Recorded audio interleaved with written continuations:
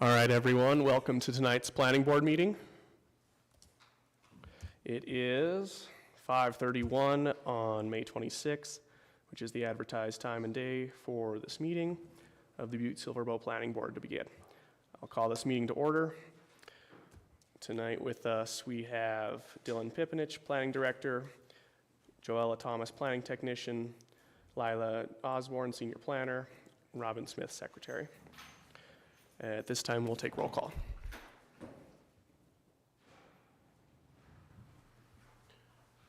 Mike McLeod. Here. Denise Anderson. Matt Steitzer. Here. Julie Jackshaw. Here. Bart Riley. Here. Josh O'Neill. Here. Jeremy Sally. Here. Tim Traps. Bill Daly. All right, great.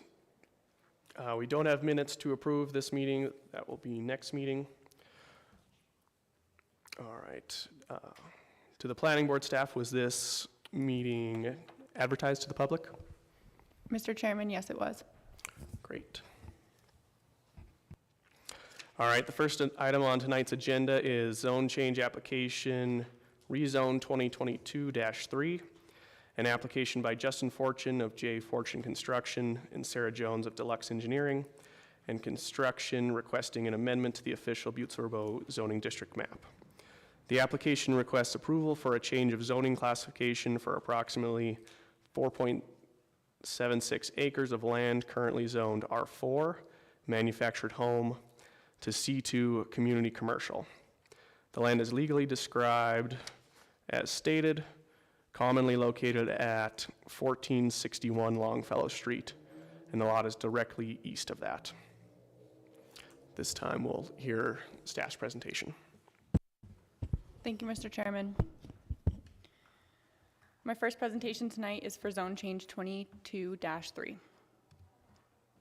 This proposal is to change the zoning designation of approximately 4.8 acres of land currently zoned R4, manufactured home zone, to C2, community commercial zone. This property is located at the northeast corner of Longfellow and Warren, and it's made up of two separate parcels with one owner. It consists of a vacant lot and one residentially used lot. Here's an aerial image and the current zoning. The comprehensive plan place type for these two lots in question is suburban mix, and their south corridor to the north. I'll explain the suburban mix later. The overall intent of this application is for future commercial development on both lots. The applicant has mentioned storage units, though we are evaluating a zone change to commercial in this report. The applicant has stated they do not intend to displace the current tenant on the second lot. Zoning boundaries may be amended, supplemented, changed, modified, or repealed. Amendments may not become effective except upon a favorable vote of 2/3 of the present and voting members of the city or town council or legislative body of the municipality when a protest against a change is signed by 25% or more of the area of lots included in any proposed change, or those lots or units 150 feet from a lot, including in a proposed change.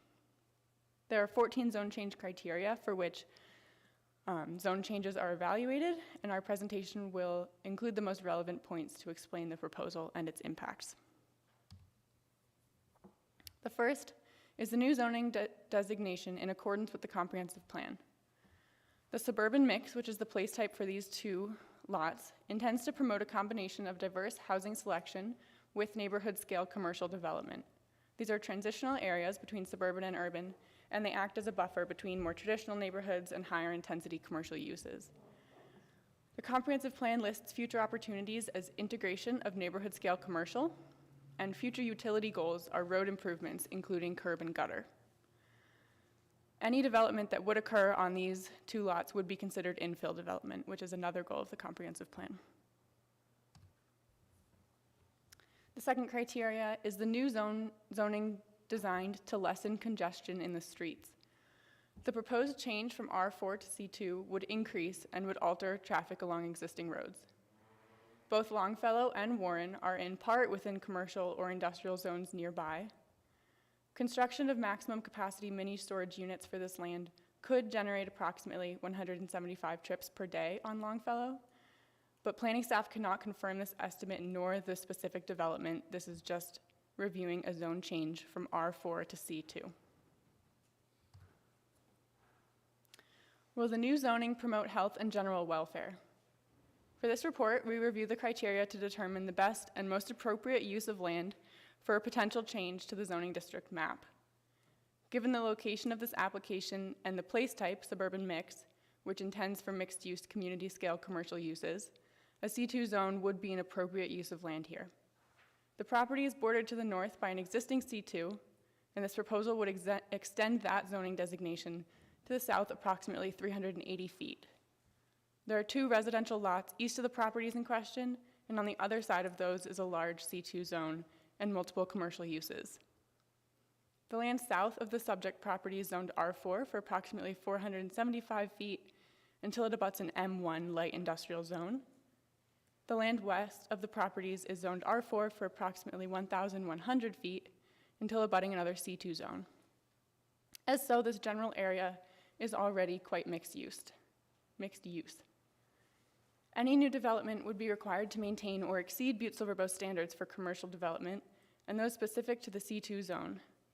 This includes landscaping, sidewalk, curb and gutter, and stormwater infrastructure.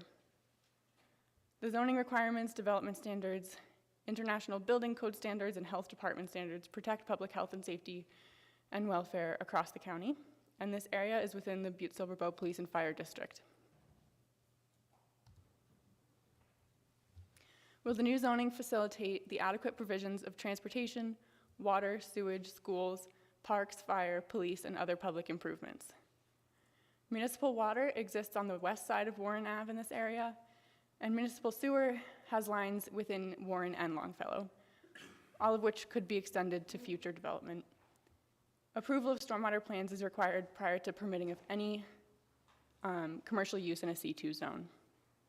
A rezone from R4 to C2 does not necessarily decrease the potential for additional families and residents, which would impact things like schools and parks, because multifamily residential is permitted in the C2.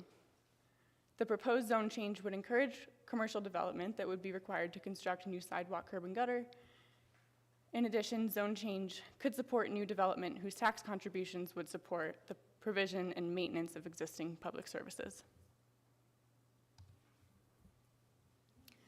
Does the new zoning give reasonable consideration to the character of the district? There are adjacent residential properties southeast and west of these properties. There are also existing mini storage units and C2 zoning adjoining immediately to the north. The suburban mixed place type, intended for mixed-use residential and community-scale commercial development, could be supported by this proposal. And there will always be transitional areas between residential and commercial uses and zones. It's important here to consider whether this area is appropriate for that type of setting. Was the new zoning adopted with a view to conserving the value of buildings? A zone change on these properties from R4 to C2 would make the existing single-family residence a non-conforming use. The applicant has stated that they do not intend to displace the existing tenant and have made the tenant aware of future development possibilities and a zone change application.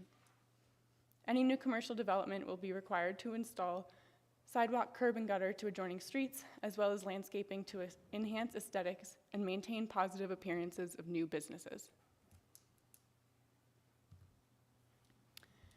Will the new zoning encourage the most appropriate use of land throughout such county or municipal area? The westernmost lot in question is vacant, and the easternmost lot is currently occupied by a residential dwelling. The predominant uses in this broad area are a combination of R4 and C2 uses. Both lots are privately owned by the applicant and developer, and the suburban mixed place type intends for mixed-use residential and community-scale commercial, which could be met with this proposal. In conclusion, the proposal is in compliance with the comprehensive plan place type suburban mix. Planning staff recommends that the planning board recommend approval of this zone change application to the Council of Commissioners. Thank you. Thank you, Ms. Osborne. Are there questions of the planning board to staff at this time?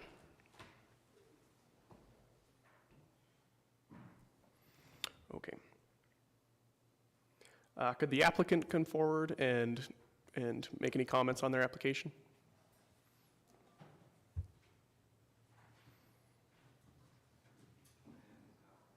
Sure.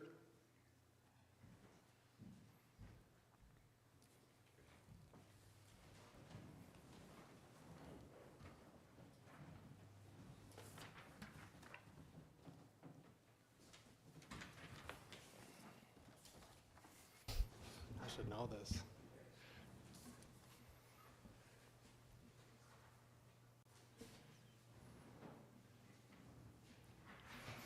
The floor is yours. So the intent of this project is to develop mini storages. The picture in front of you that's actually a different mini storage, but it's kind of my vision in my head of a similar look. So that's why I thought it would be good. It'd probably be a little bit bigger scale than that. That's about 2 acres. Mine's about 5. But I think it'll look nice in the area right now. It's just kind of some old buildings and vacant lots. So my plan is to fence it, secure it, have security. I don't think it should disturb the neighbors too much. I intend to use the buildings as part of the fence. So most of the storage facility will be enclosed, where I don't think it'll disturb the neighbors too much at all. And there's some other storage units around me, so I think it's a good fit for the area. All right, thank you. Any questions from the board to the applicant? Okay, thank you, Mr. Fortune. All right, at this time, we'll open the public hearing.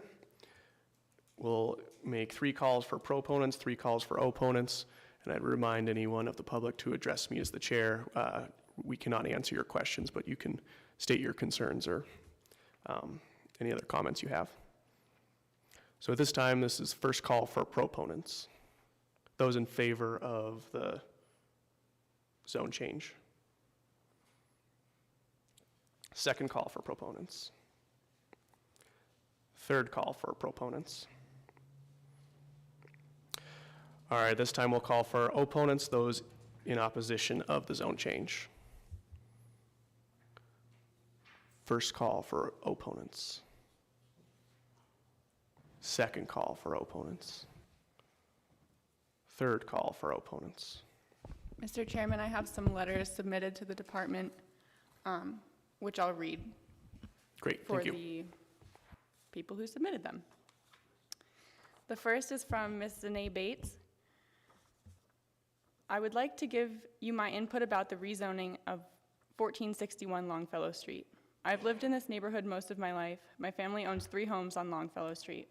We own 2 homes directly across the street from this lot that Justin Fortune is asking to rezone to put storage units on. I have a young daughter that lives there alone and a female cousin in the other home. There are also a couple neighbors that are newly widowed ladies that have lost their spouses on Warren Street. Their homes are kitty corner from this lot that have lived there my whole life.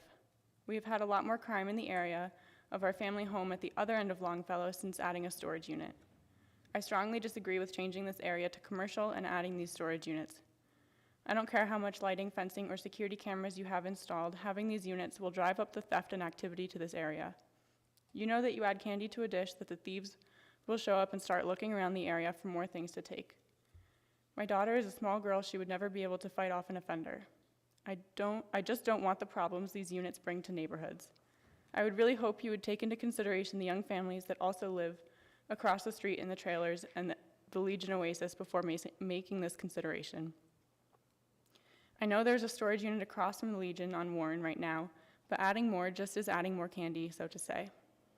I truly am worried about my family, my neighbors, and all our property. I would love to ask Mr. Fortune if he would like a unit directly across the street from his young family and his wife to be home alone most of the time, how he would feel about these units being added. It's not all about the almighty buck, it's about people's safety also. Thank you for hearing my concerns about the situation. Zanae Bates. The second letter is from Mr. Jeremy Walker at 1561 Browning Street. He says, "Morning, I would like to give my thoughts on more storage units on Longfellow Street. Do we really need more storage units in this town? We need more storage units like we need more casinos. We don't. Everyone is out for a quick and easy buck, and that's exactly what these units are. They add no value to this area and add more criminal eyeballs to the area. I see they just broke into the units at 1700 Block Storage Facility again. Cameras, fences, lighting, locks, none of this detours thieves. I'm sure this will up my taxes and lower the value of my home even more. This area is already in rough shape, and adding more commercial storage units, in my opinion, won't make things any better. Just my thoughts. Thanks, and have a safe Memorial weekend. Jeremy Walker. Thank you. All right, does the applicant wish to address any of those comments? Can I remind you to state your name for the record, please? My name is Justin Fortune. I guess just with the neighborhood being run down, my intent is to improve the neighborhood, not hurt it. In the presentation, it said landscaping, sidewalks, curb and gutter. I mean, I think all that gives a feel of safety in the neighborhood. So that's kind of, I think that is one benefit to the area. And if you look at the pictures right now, that area looks pretty rough. And I think this project will only develop it and improve the look of the whole town. So. Thank you. All right, we'll close the public portion of the meeting and open it up to board discussion. And I'll just start. I just have a couple comments. One that the applicant and staff has pointed out that it'll include landscaping, sidewalks, curb and gutter, and storm infrastructure. So I think that is something that is important, especially in an area that doesn't have a lot of that. And then one other question. I could have asked this before, but question to staff. The residence that would be non-conforming if this zone change were to occur, is that a concern of anything?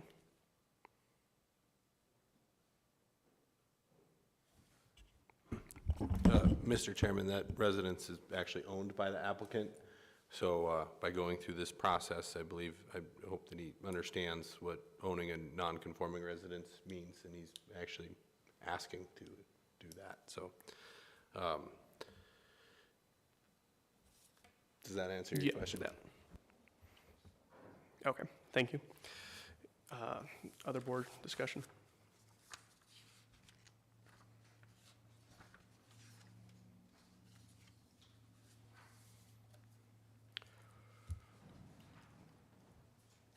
If there's no discussion, we could make a motion and a vote.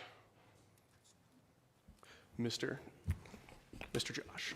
Chairman, I'd like to make a motion to approve zone change application number 22-000003.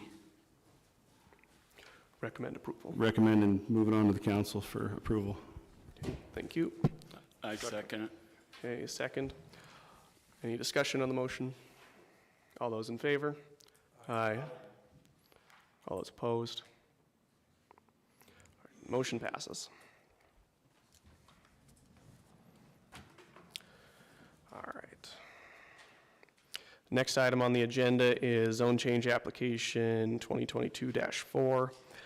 An application by John McDermott of Goes and McDermott Cattle Company and Sarah Jones of Deluxe Engineering and Construction, requesting an amendment to the official Butte-Silver zoning district map. The application requests approval of a change to the zoning classification of approximately 198 acres of land currently zoned R1S, single family, suburban residential, to M1, light industrial. The land is currently south and directly east of the existing South Butte Industrial Park, near the intersection of South Parkmont Street and Basin Creek Road. Please inquire with the Planning Department for a map of precise areas. Okay, at this time we'll hear a staff presentation. Thank you, Mr. Chairman. This presentation is for zone change 22-4. A proposal to change the zoning designation of approximately 108 acres of land currently zoned R1S, single-family suburban residential, to M1, light industrial. I want to point out in the beginning that 88 acres were considered in the comprehensive plan amendment last month that we heard at the planning board. And this application consists of 198 acres for a zone change. This land was already within the economic driver, so it wasn't included in the comprehensive plan amendment. The land is located south and east of the South Butte Industrial Park. It's privately owned by Gosden McDermott Cattle Company, and the current uses of the land are vacant and/or grazing land. Here's an aerial image. I drew these lines myself, so they're not exact. And here's the current zoning map. And here's the current comprehensive plan place type map. The dark blue is economic driver. The lime green is working lands, and this sage green is suburban residential. This other green is rural residential. The overall intent of this application is for future industrial development of M1 uses. The M1 intends to accommodate a variety of light industrial uses and provide greater flexibility within zoning regulations for industries which do not create noise, odors, smokes, and other objectionable nuisances to the extent that heavier industries restricted to the M2 heavy industrial zone may. Zoning boundaries may be amended, supplemented, changed, modified, or repealed the same way they were explained in the previous presentation. And again, there are 14 zone change criteria, and this report will review the most pertinent to this application. First is the new zoning designation in accordance with the comprehensive plan. The economic driver place type is intended to promote large-scale employment opportunities and institutional uses. Commercial, light, and heavy industrial activities are typical in these areas, and these are where economic development is planned for and incentivized. Public utilities and other necessary infrastructure are important for this place type classification. Future land use opportunities listed in the comprehensive plan include mixed-use development of educational and hospital campuses and diversification of commercial and industrial uses. As I mentioned, there was approximately 110 acres of land east of Basin Creek Road designated in 2020, which was when the comprehensive plan was first adopted, and 88 acres were approved to be designated economic driver in 2022. Given the current nature of and the future land use objectives outlined in the economic driver place type, M1 uses would be an appropriate zoning designation, which would allow for land uses which comply with that place type. The comprehensive plan objective, one comprehensive plan objective is to provide economic opportunity through innovation, enhancing Butte-Silver Bow's economy by thinking outside the box.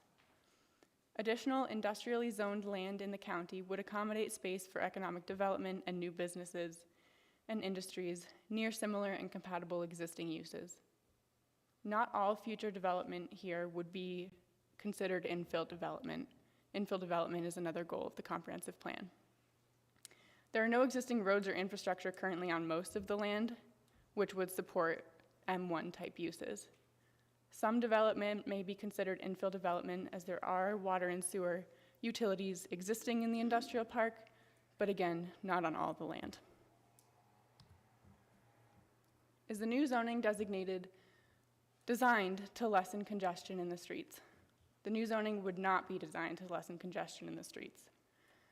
The applicant has stated that if developed, an additional 198 acres of industrial land could potentially result in 1,755 additional trips per day. The only access to this area from the interstates is south along Harrison Avenue. There are currently no roads providing access to a majority of this land in the area besides Harrison and Basin Creek. New roads would be required to be constructed to meet or exceed Butte-Silver Bow standards for the purposes of any future development.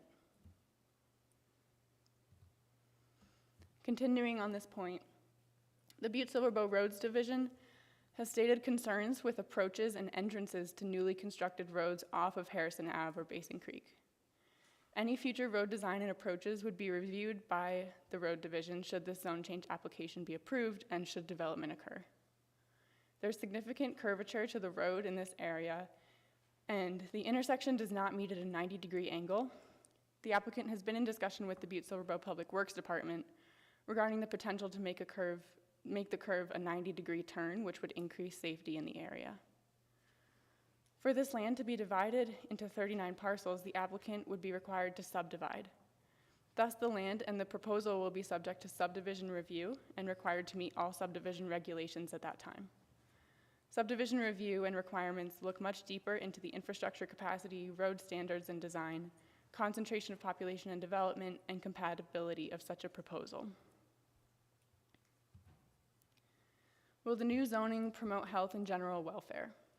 The intent of the M1 zone is to accommodate a variety of light industrial uses and provide greater flexibility within zoning regulations for industries which do not create noise, odors, smoke, and other objectionable nuisances to the extent that heavier industries, which are restricted to the M2 heavy industrial zone, may. Comparatively, M1 uses are less intensive industrial uses allowed by zoning. Residential uses are completely prohibited from locating in M1 districts. This land is within the Butte-Silver Fire District, and our fire marshal has indicated that their largest concern from a fire safety perspective will be water capacity and adequate location of new hydrants. Adequate water pressure and the appropriate location of fire hydrants must be provided for by any future development in this area as it would in any area of the county. Further, future development would increase call volumes as it would any future development anywhere in the county. Currently, there are no roads providing access to a majority of this land. New roads would need to be constructed to Butte-Silver standards and accommodate efficient fire and safety mobility. Municipal water exists through Basin Creek Road in this area, and water main extensions would be required for any future development. Sewer mains also run west to east in South Parkmont, but they end where South Parkmont meets Harrison, and the sewer would need to be extended for any future development south of the existing line. Our Public Works Department believes that there is capacity to work with an additional 198 acres of industrial zone land, but it is the responsibility of any developer to provide adequate capacity for sewer and water. Again, subdividing the land into separate lots would prompt subdivision review to ensure capacity. Will the new zoning provide adequate light and air? Building and zoning requirements for the M1 are designed to ensure that adequate light and air are provided for and safeguarded with any and all developments. The intent of the M1 zone is to accommodate a variety of light industrial uses and provide greater flexibility within zoning regulations for industries which do not create these nuisances to the same extent that heavier industries may in the M2. In the M1, there's a building height maximum of 65 feet. Front yards must be at least 30 feet. Side yards must be at least 8 feet. And rear yards may be 0 unless adjoining an R zone without an alley, in which case it must be 15 feet. The applicant has stated that the industrial and commercial uses intended for this area will require room for truck movement around buildings, so there will be greater spaces between buildings than required by code, but this report may only securely review the minimum requirements set forth by our zoning ordinance for the M1. There is a buffer between the area of land included in this zone change application and existing residential uses to the south. I believe it's at least 700 feet in any direction. Will the new zoning facilitate the adequate provisions of transportation, water, sewage, schools, parks, fire, police, and other public improvements? As I've stated, there are currently no municipal water, sewer, or direct access roads within this land. There's potential for water and sewer to be connected in Harrison Ave or Basin Creek.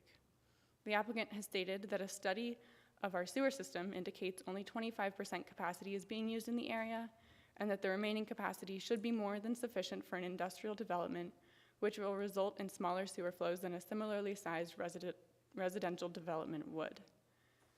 Any extension of public mains to accommodate any development in this area will need to be designed by a professional engineer and reviewed by the DEQ. Any development in the area would be limited to the capacity of the existing system. Schools and parks may be affected by future development of this property should it attract workers or families to the area for new jobs, but it cannot be said which ones.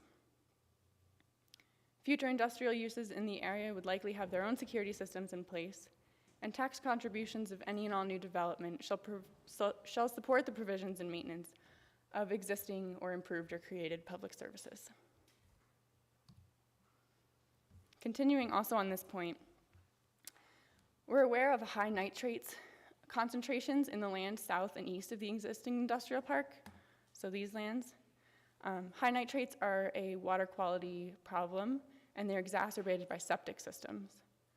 Suburban residential development, this land is currently zoned R1S, encourages the establishment of wells and septic systems in the area, which currently lacks municipal services, but which exacerbates a high nitrate concentration. Industrial subdivision and development on this land would promote the extension of municipal services, which are beneficial in high nitrate areas because you're not drilling wells and septics. It could encourage further extension of municipal services in general to future residences of the area, should they be extended past Parkmont and Basin Creek. Does the new zoning give reasonable consideration to the character of the district? The land is adjacent to the existing South Butte Industrial Park, which is also zoned M1, and Basin Creek acts as a buffer to the south and east of the land in question. When considering the growth of our city and county in recent years and the projected growth in our near future, it's important to consider in an intentional and an informed long-range manner where the best locations are for necessary uses. It's common to see agricultural and grazing lands, especially those served by or located near municipal utilities, to change to more urban uses because these patterns reflect optimizing space, infrastructure, and land use in the most appropriate ways to accommodate future development. This land is currently zoned R1S, and it's within the economic driver place type. Will the new zoning encourage the most appropriate use of land throughout such county or municipal area? The area to be rezoned is in compliance with the recently adopted comprehensive plan place type economic driver. This place type promotes employment opportunities and industrial activities, which could be met with this proposal. As mentioned, when considering the growth of the city-county in recent years and our projected future growth, it's important to consider where the best locations are for necessary uses. The application would entail extending the M1 zoning of the existing industrial park east and south. In conclusion, the proposal is in compliance with the recently adopted comprehensive plan. Planning staff recommends that the planning board recommend approval of this zone change application to the council. Thank you. Thank you. Are there any questions of the planning board to staff?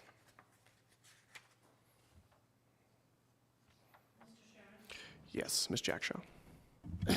Mr. Pimenich, I have a question about tying up that much land. While I realize that the landowner can do whatever he wants with his land, are you concerned from the point of housing in the community and that that's a large acreage that will no longer be able to become housing for the community?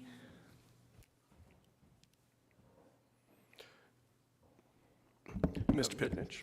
Mr. Chairman, Ms. Jackshaw, you know that's currently zoned R1S suburban residential. It's very, very low density suburban type residential development. As we kind of stated in the staff report, you know that R1S designation promotes sparse residential development. You know, I don't believe that that is even a significant portion of the remaining vacant R1S land available in the community is quite large.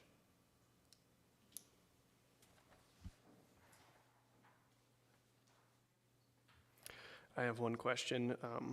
Ms. Osborne, you mentioned that any future development will spark a subdivision review, which will be heavier scrutiny on kind of the details of the development. You mentioned the developer will have to provide adequate capacity for sewer and water. So in the event that there isn't capacity, that is something that's a cost that they will have to mitigate. Is that right? Mr. Chairman, that is correct. Subdivision review is very in-depth in terms of capacity and design of future development, It also entails another 2 hearings if it's a major subdivision, which is more than 5 lots. Mr. Pipnich. Mr. Chairman, just to be clear, there are all, on the west side of Basin Creek, there are existing several parcels of, legal parcels of record. The area to the east of Basin Creek is one owned parcel of ground. That's what would require subdivision. However, development review from a building permit status standpoint also evaluates main extensions in existing capacity, and of course any upgrades are responsibility of the developer at that time. Thank you. And a similar question, it was mentioned about the road capacity for any subdivision that may be proposed. Again, if there's not adequate capacity on the streets, is that a developer cost to mitigate? Mr. Chairman, that is correct. Okay. Thank you. I have no other questions. All right, at this time, we'll ask the applicant to come forward and provide any comment. Please state your name and name for the record. Mr. Chairman, members of the board, my name is Sarah Jones, and I'm with Deluxe Engineering and Construction, and I put together the application for Mr. McDermott. I just wanted to clarify, you guys have already heard this because we did the comprehensive plan amendment, but just to kind of understand what John's plan is for this area, the additional acreage that's included in this proposal wasn't included in the last one because it already was economic driver. So that makes it look like we're kind of moving the bar, but we're not, because that was already included, so it didn't need to be included in the last one. And then I just wanted to remind everybody that, John, this is proposed for a light industrial park. It's not planned for solar energy production. And I wanted to just bring up the point that was brought up in the last meeting. Solar energy production is not a permitted use in M1, and so if that were to ever be the plan in the future, it would need another special meeting. So by approving this, you don't open the door for that. So this is basically just a zone change to allow this area to expand the existing industrial park. Thank you. Any questions from the board? Okay, thank you. Thank you. All right, at this time, we'll open the public hearing. There will be 3 calls for proponents, those in favor of this zone change, 3 calls for opponents, those in favor of not approving this zone change. So this is the first call for proponents.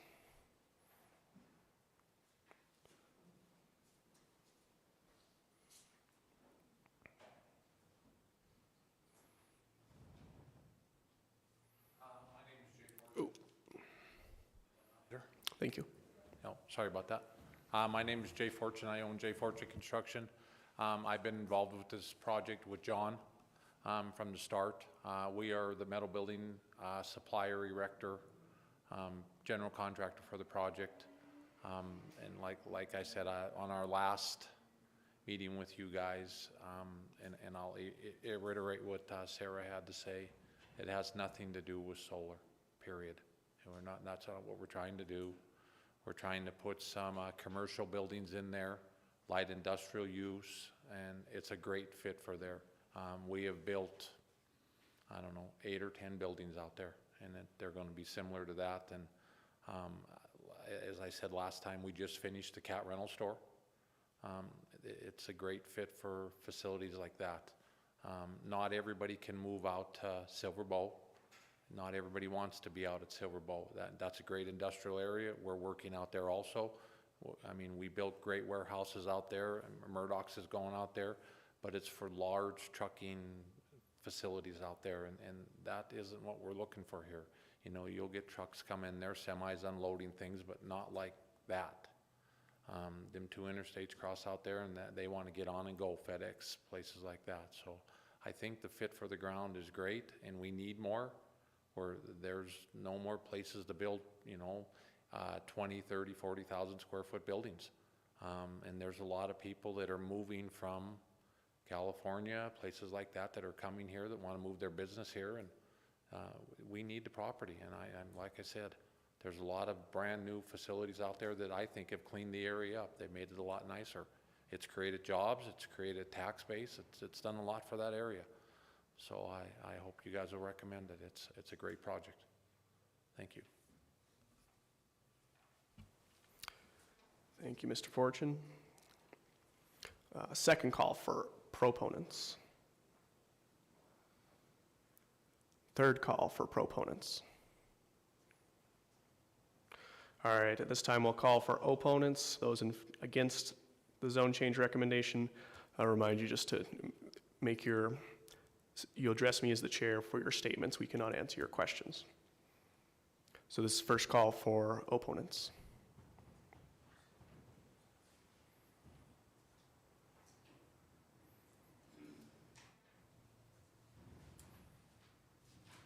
Mr. Chair, Council,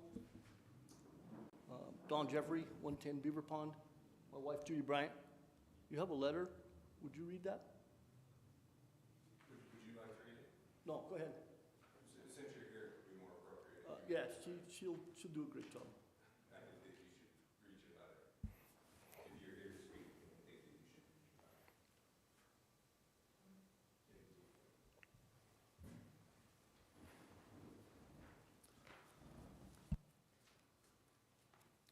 We are writing in opposition to the proposed expansion of the industrial park on Basin Creek Road on the Gaza McDermott Cattle Company property. The area is zoned single-family residential. We should, and should remain as such. We are opposed to the expansion of the park. The view from our deck and windows is pictured below. We're looking north. The proposed expansion will be right out our windows. It will destroy the acreage and obstruct our view. Elk, antelope often feed on the hillside. Coyote and fox roam the field. Bald and gold eagles are overhead. Construction, traffic, and noise will drive them away. There's a couple pictures here of the existing park and some of the properties there. You know, there's debris outside the fence, there's junk cars, a lot of garbage. We're concerned about that. As you can see from the following pictures, many tenants in the existing industrial park west on Basin Creek Road do not care for the property. Junk vehicles, garbage, construction debris litter the area. Garbage blows from the existing industry into the fields. What guarantee do we have that this project expansion would be different? A couple more pictures. Again, construction debris. The current noise level generated by Atlas Power is extremely disturbing. When fans start up, it sounds like a jet directly taking off overhead. But unlike the airport, the noise continues for hours, and it seems like the level has increased recently. Who's to say the new industry wouldn't be worse? We are happy to see more economic development in the area. All for that, but we need the jobs. That's what keeps us here.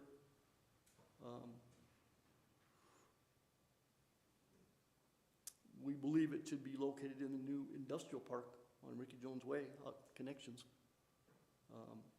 When the existing industrial park on Basin Creek Road was built, there were very few homes in the area. We would be losing greatly needed green space.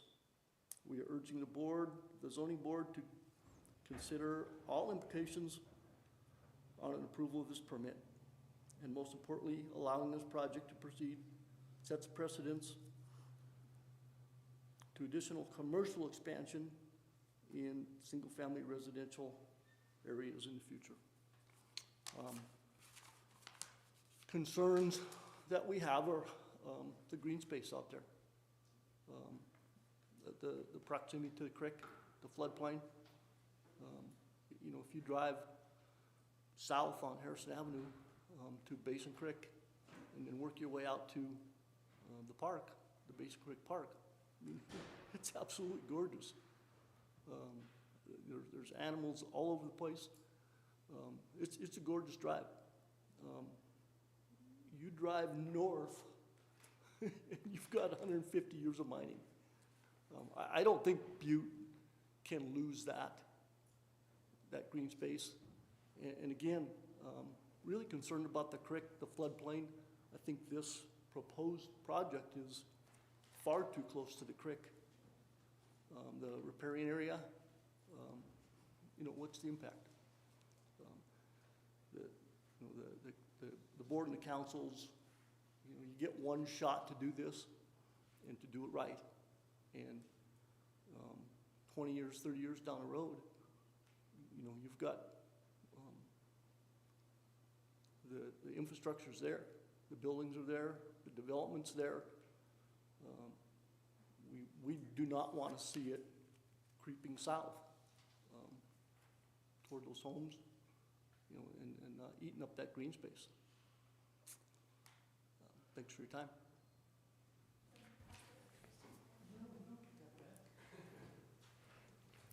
Thank you.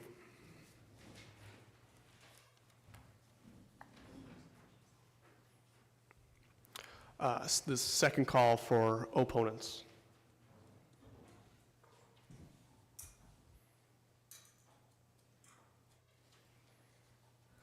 Thank you to the planning board. Bonnie Yolen, getting to be a familiar face around here, I'm afraid. But thank you for indulging me. I agree with the former speaker. I'm sorry I didn't catch his name. In denying this zoning application, because I still hope that the town will move south for residential use and not industrial. I feel that the business park west of town might be a better place for all of those things.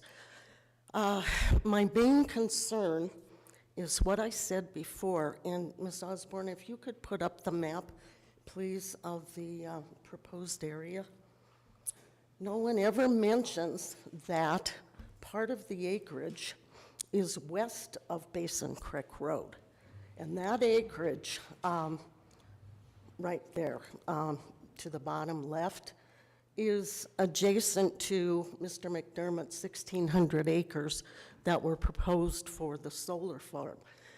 And my understanding is that any light industrial classification would not allow solar development. However, a zoning board of adjustment special use permit would need to be granted for that. And those of us that are in opposition to that solar farm are forever indebted to the present zoning board for denying that special use permit.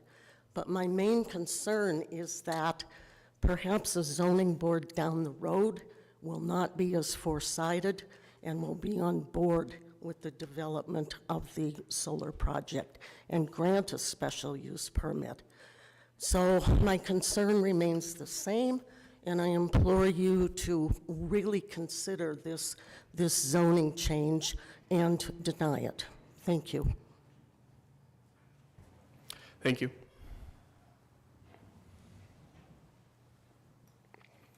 All right, this is the last call for opponents.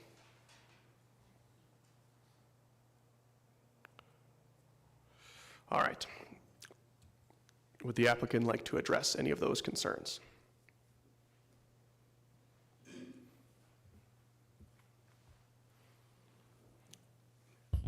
I'm John McDermott, I'm the applicant.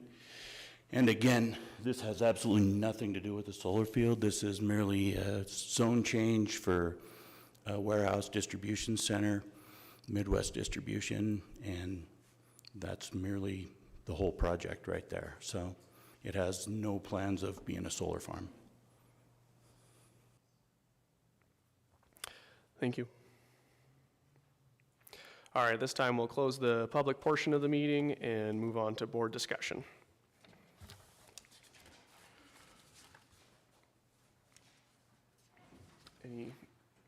Any discussion from the board? I have one follow-up question for staff to address the floodplain concern. subdivision review, I imagine, would take into consider floodplain. Is that correct? Mr. Pipnich? Mr. Chairman, the floodplain is a regulated floodway and floodplain through FEMA. We have floodplain regulations in effect that would guide any development in the regulated floodplain.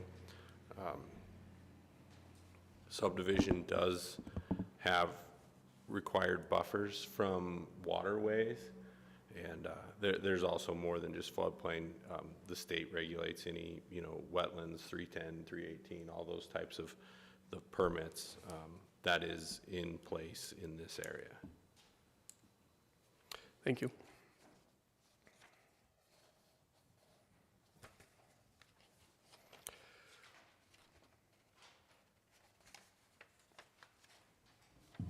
Ms. Jackshaw. Mr. Chairman, Mr. Pipinich, can I just ask a question about the M1 zoning? It says that it has to be like a quieter kind of a business, a manufacturing business, or does that mean all business is conducted inside, or how did you determine what's, they brought up the Atlas power and the noise that they have, the concerns on that. What type of business does fit into an M1? I realize you can't list them all for me, but if you can just give me a generalized idea of who would be businesses looking to locate here. Mr. Pipinich. Mr. Chairman, Ms. Jackshaw, so that is the goal of the M1 zoning, is to have lighter industrial uses that aren't as heavy as the M2. There isn't a regulation for like decibels of noise or anything like that. The way that it's governed is through the listed permitted uses. And the permitted uses that are listed in the M1 are pretty indicative of like what is existing in the M1 now.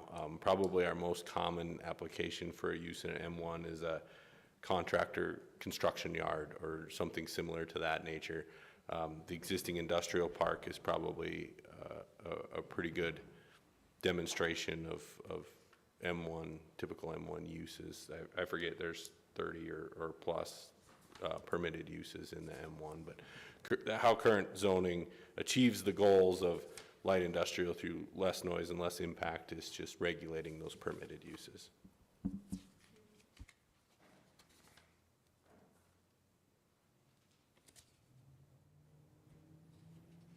Mr. O'Neill. Thank you, Chairman. This question would be for Dylan. Dylan, do you know what Atlas Power, what zoning, are they M1 as well? Mr. Pipinich. Mr. Chairman, Mr. O'Neill, that is correct. They are in the M1 zone.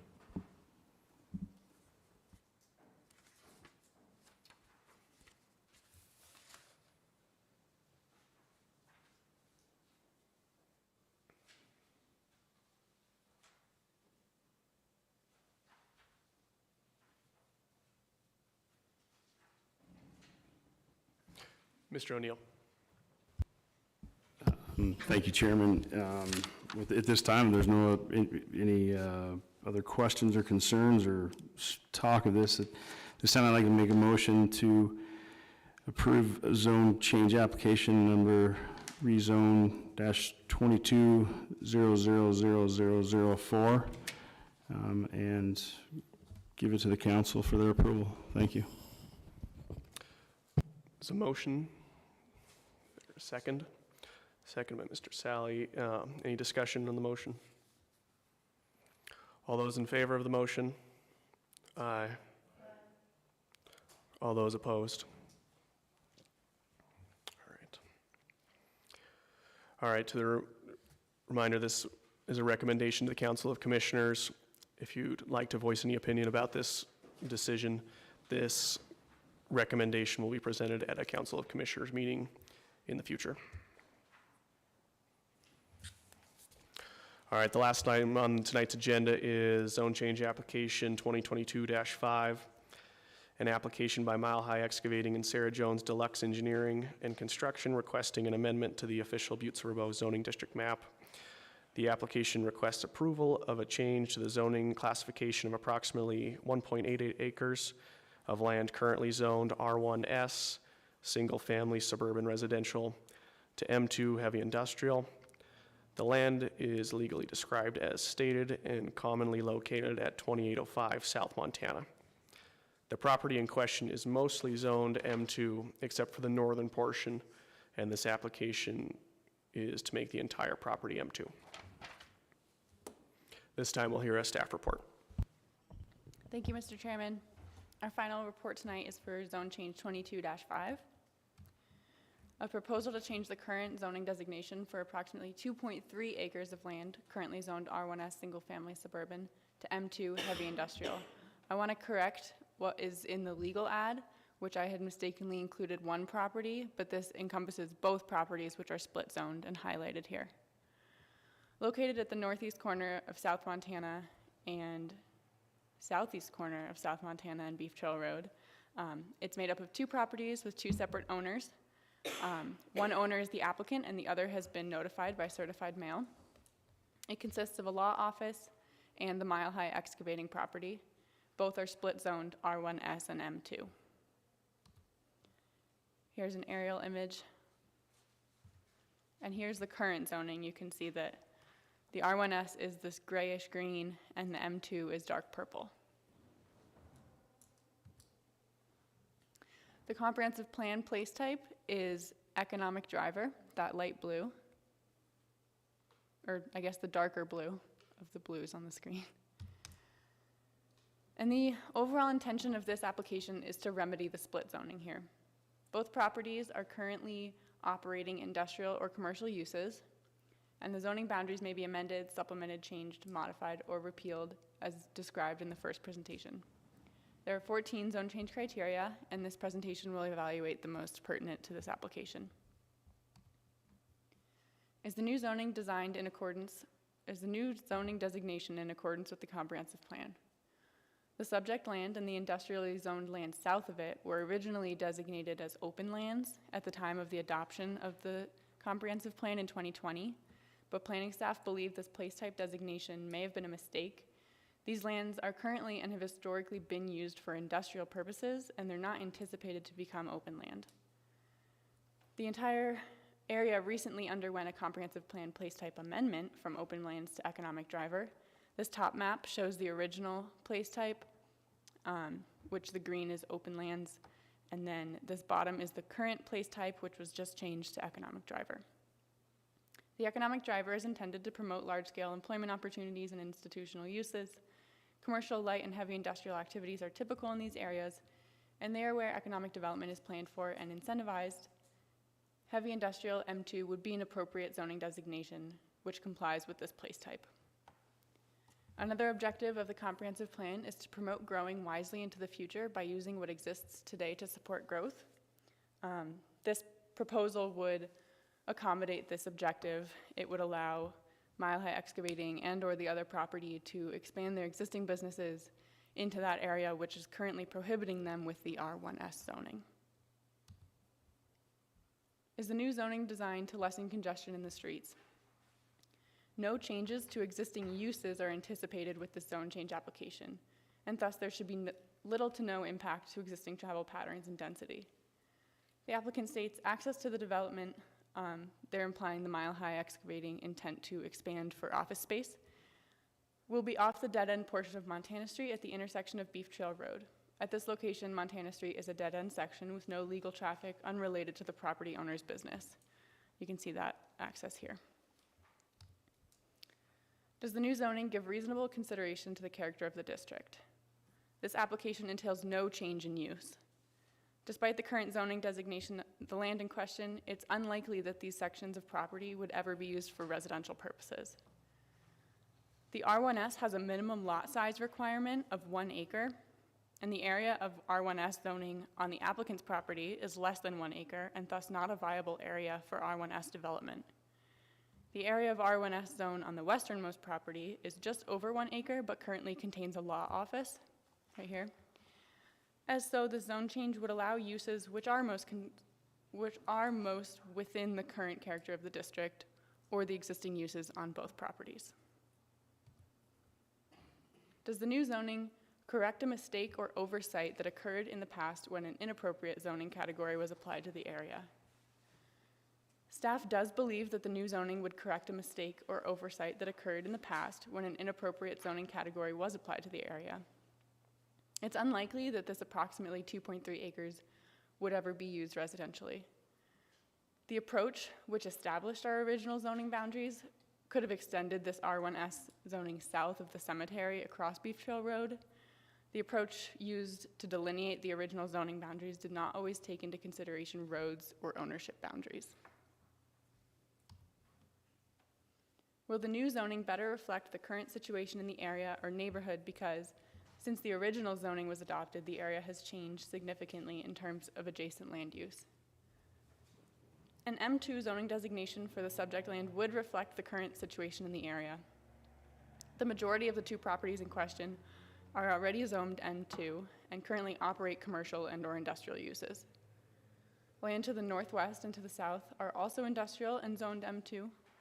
And while the proposed zoning designation would better reflect the situation in the area today, it's not because there have been significant changes. It's because there was likely a mistake in the original zoning boundaries. In conclusion, the proposal is in compliance with the recently adopted comprehensive plan. Planning staff recommends that the planning board recommend approval of this zone change application to the council. Thank you. Thank you, Ms. Osborne. Are there any questions of the planning board to staff? Pretty straightforward. All right. At this time, would the applicant like to come up and provide testimony to the report?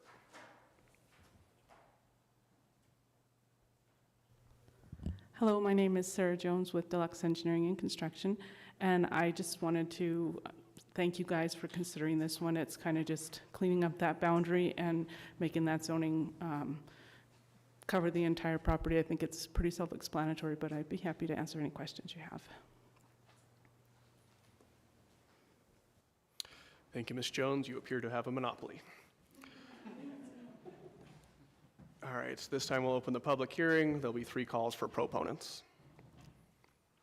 First call for proponents. Second call for proponents. Third call for proponents. All right, this will be 3 calls for opponents, those opposed to the motion, the zone change recommendation. First call for opponents. Second call for opponents. I'm under the neutral class. Okay. I'm Charlie Larry, 3060 Beach Trail Road. Could you turn on your mic, sir? Have a mic, how's that? Yeah, Charlie O'Leary, 3060 Beef Trail Road, the very end, last house on the road, been there 71 years. And I'm neither for or against this. And I want to thank you guys for what you do. It's kind of a thankless job most of the time. So I appreciate what you do, Mr. Chairman, members of the board.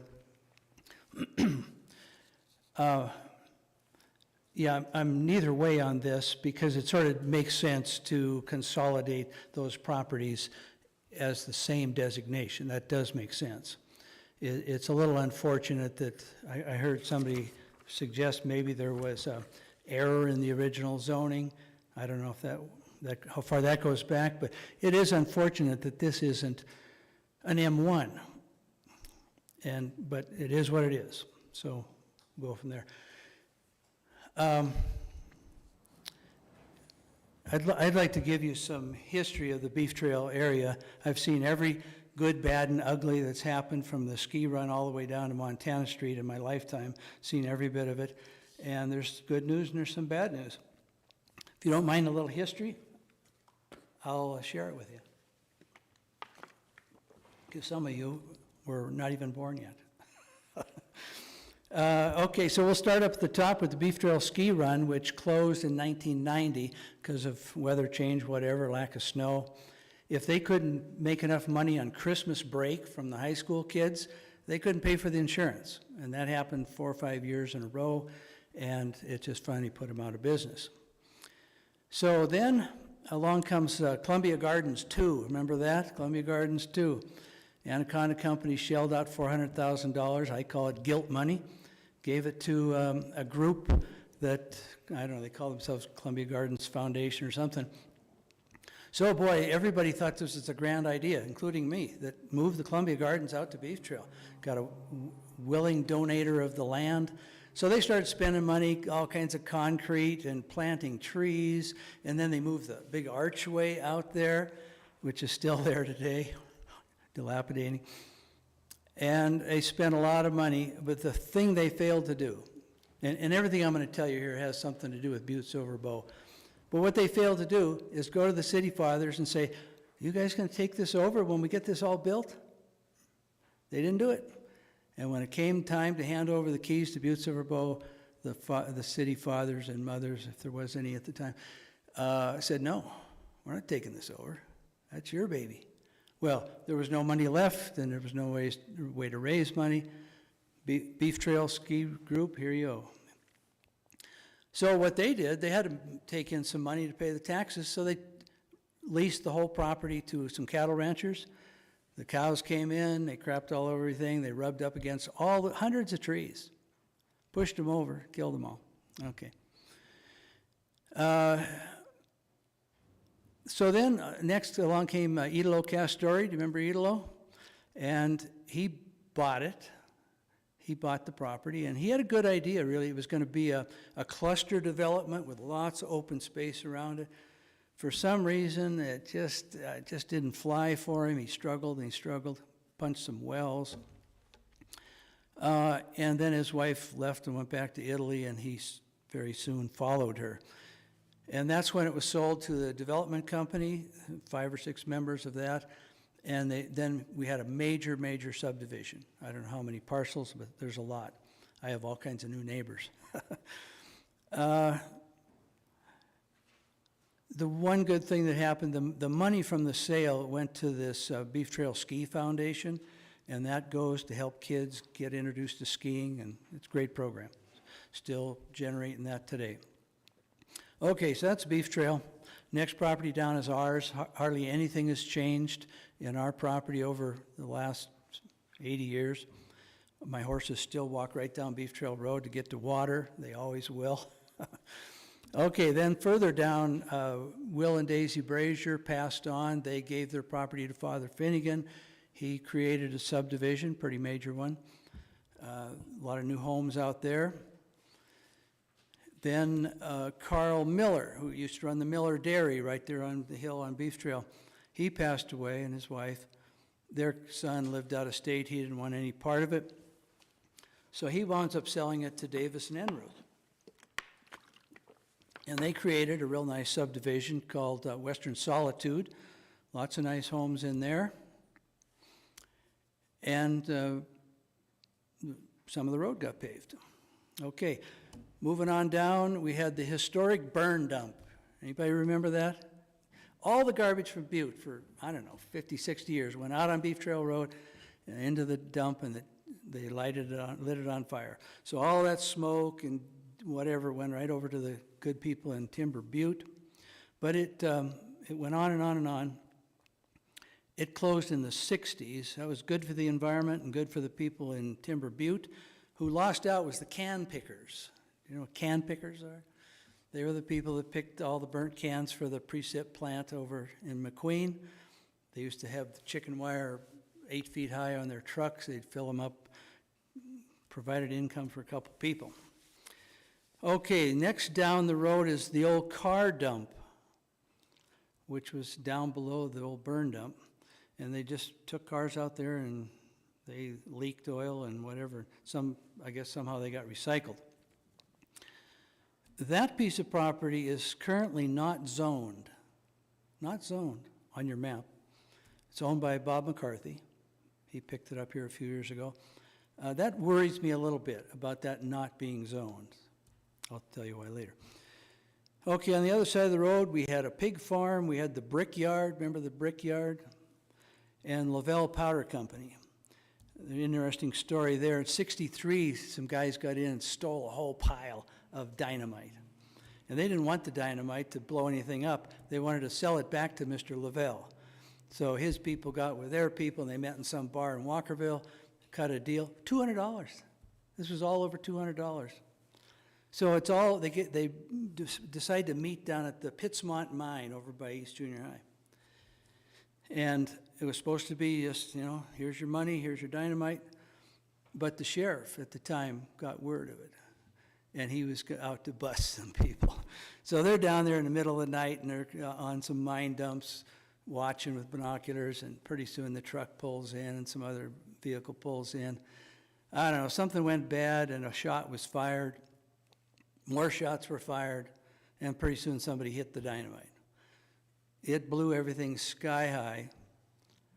They found one finger, no other body parts, and that fingerprint was a dirty Butte cop that was involved on that wrong side of that. Broke all the windows out of East Junior High, that north side of it, broke every window.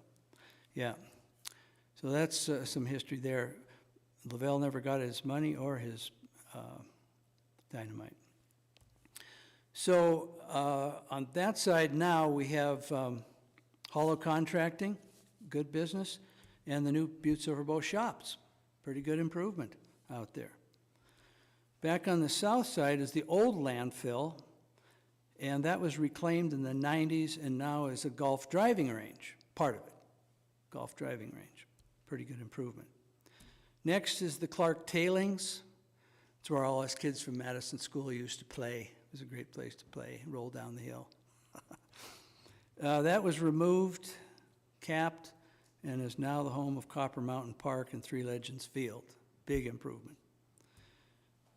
Across from that was the International Snowmobile Raceway. Remember that? Boy, that was quite the deal. All those caragana bushes along there, they were planted to keep people from watching the snowmobile races for free. And that, I don't know why that died, but it's now the Buchanan Sand and Gravel. The Law Center used to be Naranchi and Conda Construction. They were highway builders, good people. And I got to mention the St. Patrick Cemetery, Joe Lee and the Hibernians. They've done a lot of good work down there, fixing that up, new fencing. They take real good care of it. Okay, just around the corner was the Montana Livestock Auction and Yards, right across from Hanson Packing. That's when the cows were herded from the Big Hole through the beef trail and the stockyards and Hanson Packing. Craig Britton sold that in 1998, and that's now the home of the YMCA, or the Y, and some other businesses. I talked to Craig when he was going to do that, and he said, this is just not a good location for a stockyards. It's just too close to town. And so he was ready to sell and sold it to the Eulens now it's out at Ramsey. That was also the proposed site for Butte Forward. Remember Butte Forward? Those were the guys who wanted to do away with all of Uptown Butte to the Anaconda Company and move the Central Business District down on Hanson Road. And that actually passed in a vote of the City Council. A young alderman by the name of Rick Griffith had second thoughts, and he called for a reconsideration. 2 weeks later, a lot of things had changed. They voted it down, told the Anaconda Company to go where, and Butte got behind really helping out Uptown Butte. So that was as close as you can get to losing one of our best resources. Okay, across the street now from the Y and all that, we have Brandon Legg subdivision. Lots of good homes in there, still being built today. So you have lots of good things that have happened and some bad things. We've seen some real improvements out in that area, the shops, Copper Mountain, mine dump, reclamation, driving range, lots of new homes, well cared for cemetery. Those are some things that Butte, this community, can be proud of. Now, how did I get involved in this? A couple weeks before you put your sign up out there on Montana Street, we started seeing what looked like junk vehicles pushed up against the fence on the north side, right up against Copper Mountain. About 10 of them. And I wound up talking with Ron Davis and a few other people up Little Basin Creek, and boy, what do we got going now? We got a junkyard, an auto wrecking yard, and it had us pretty worried. I happened to call Mike, and he made a good suggestion. He said, why don't you call Bill Willman and see what his take on that. So, good call, glad you suggested that. It is not an auto wrecking yard yet. He leases a piece of that property to, I think it's Tierney Towing. He's in the repo business, apparently. I've never met the guy. But some of those cars are repos, and Bill understood our concern that we those of us who live up Beef Trail and go to Copper Mountain, Little Basin Creek, we don't look at a bunch of junk vehicles as we drive by every day. And Bill was very understanding. Now, I'm not speaking for Bill, but I'll quote him. He was out of state when I talked to him. And he said that when I get back after June 1, I'll talk to Mr. Tierney and we'll move those cars on down out of sight. Okay, that's fine. He says there's lots of options down there. So we'll see whether that happens. Now, what concerns us is this is all going to be M2. Auto wrecking yards are allowed in M2, and I think I can speak for pretty much everybody out in our area that we're not really interested in seeing another auto wrecking yard that has minimal fencing, just eyesore. So just look into the future. And I think it's good to kind of look at our past as we plan for the future. And what you've got out there is a whole lot of people with good homes, good pieces of property, and you've got this jewel called Copper Mountain that everybody enjoys going out there. I wish we had a ball team this year, but and I don't think we want to have people driving by an auto wrecking yard or anything close to that. M2 is kind of a scary deal. It's a big long list of things that are allowed. And I've heard concerns about the creek and Grove Gulch Creek and whether there's going to be any pollutants from autos and whatnot going into that creek. The visual, I haven't gone up in Timber Butte to see down in that bottom, but I'm guessing that some of those people can look right down on that. We don't mind the food trucks that are going in and out of there now. They're clean, they're in and out, they're all functional vehicles, not too many of them. So that is our concern, and I just want to go on record now, even though this has nothing to do with what's before you, that I just encourage you to be very thoughtful about what might come out of this, because Willman told me that he might sell that. He might sell that property. The next guy might have different ideas. Bill is a good guy. I wouldn't worry too much about what he would do there, but, you know, we just don't want to see some nasty stuff in an M2. All right, thank you for your time. Thank you. All right, this is third and final call for opponents. All right, we will close this portion of the public, or excuse me, at this time we'll ask if the applicant would like to, any follow-up?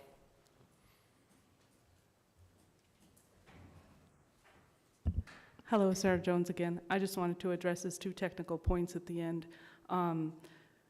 As far as pollutants going into Grove Gulch, Butte-Silver stormwater regulations require the first flush, the first half-inch of rain to be retained on site. And so is the pollutant generating water, it would not enter the creek. So that addresses that concern. And as far as unsightly things happening there, I'm not sure what's exactly going on with the Willman property, but any new things that would happen there, my understanding is that screening is required when adjacent to a residential zone, which the cemetery is a residential zone, so any new things would require to be screened from view anyway. So just some thoughts. Thank you, Ms. Jones. All right, this time we'll close the public portion of the meeting. Is there any discussion from the board? Mr. McLeod.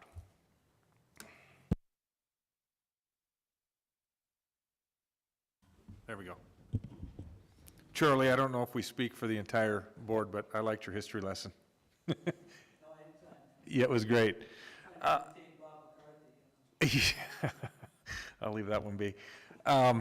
So I couldn't answer this when Charlie called me, and that's why I had him call Bill, but when I looked into it, I think Sarah just answered it, because the cemetery is residential zoning, right? So regardless what's in there, there would have to be some kind of screening. Is that correct? Ms. Osborne?